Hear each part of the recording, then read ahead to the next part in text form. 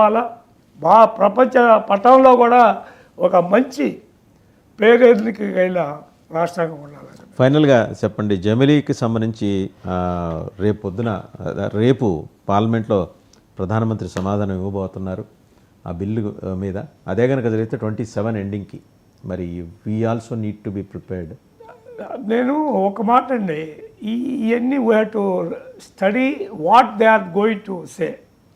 ఇప్పుడు కొన్ని దేశాల్లో ఇది కరెక్ట్ అవుతుంది, బట్ భారతదేశంలో ఎట్లా సక్సెస్ అవుతుంది అనేది నాకు ఇప్పటికీ అర్థం కావట్లేదు. ఎంతో కొంత నాలెడ్జ్ ఉన్నవాళ్ళగా. ఇప్పుడు ఫర్ ఎగ్జాంపుల్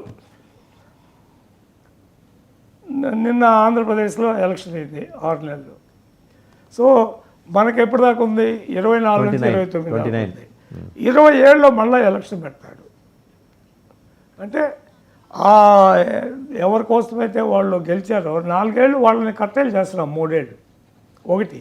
రెండోది, కొన్ని రాష్ట్రాల్లో బొటాబట్టి ఉన్న రాష్ట్రాల్లో సపోజ్ 27లో ఎలక్షన్ అవుతుంది. ఛత్తీస్గఢ్ కొన్ని రాష్ట్రాలు ఉన్నాయి, అటు ఇటుగా ఉన్నాయి రాష్ట్రాలు. వాటిల్లో నీవు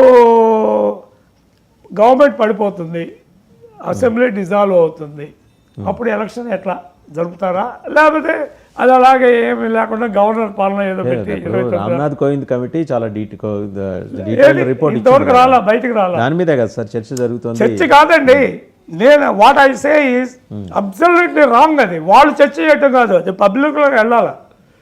they have to release it to the public. ఏం చేయబోతాం, ఒక రెఫరెండం లాగా ఉండాలి. ఇది ఒకటి ఉన్నది 400 500 మందిలో 200 మంది అభిప్రాయమా తెలుగుదేశం పార్టీ సీనియర్ నాయకులు? నేను as a human being, as a politician నేను ఫీల్ అవుతుంది. అది ఏమి తెలియకుండా ఎవరు కనీసం పెద్దల కన్నా చెప్పారో లేదో మనకు తెలియదు. ఎలాగా ఏం చేయబోతున్నారు ఇది? అదే కొన్ని అమెరికాలో అనుకోండి, వాళ్ళ దగ్గర ఏంటి, ఒక మధ్యంతర ఎలక్షన్లు ఉండవు. ఎవరైనా చనిపోవటమో లేదా అక్కడ పడిపోవటం అంటే ఉండదు గవర్నమెంట్. ఎవరైనా ఒకరు చనిపోతే నెక్స్ట్ ఎవరు ఉంటారో వాళ్ళు చేస్తారు, లేదా గవర్నరో ప్రెసిడెంటో నామినేట్ చేస్తారు. అలాంటివి ఉంటుంది. కానీ ఇది ఎక్కడ, ఇది ఏం చేయాలి? ఇప్పుడు సపోజ్ ఒక గవర్నమెంట్ పడిపోతుంది, పడిపోయే అవకాశం ఉన్నది, మనకు ఉన్నదంట. అవన్నీ మార్చుకుంటూ పోవాలి. కంప్లీట్ ఈ west minister system of parliament కానీ అసెంబ్లీ కానీ మనకు ఉన్నాయి ఇవాళ, ఇంగ్లాండ్ టైప్. అదంతా పూర్తిగా మార్చేసేయాలి. మార్చేసి అయితే ఓపెన్ చేయొచ్చు. Do one thing.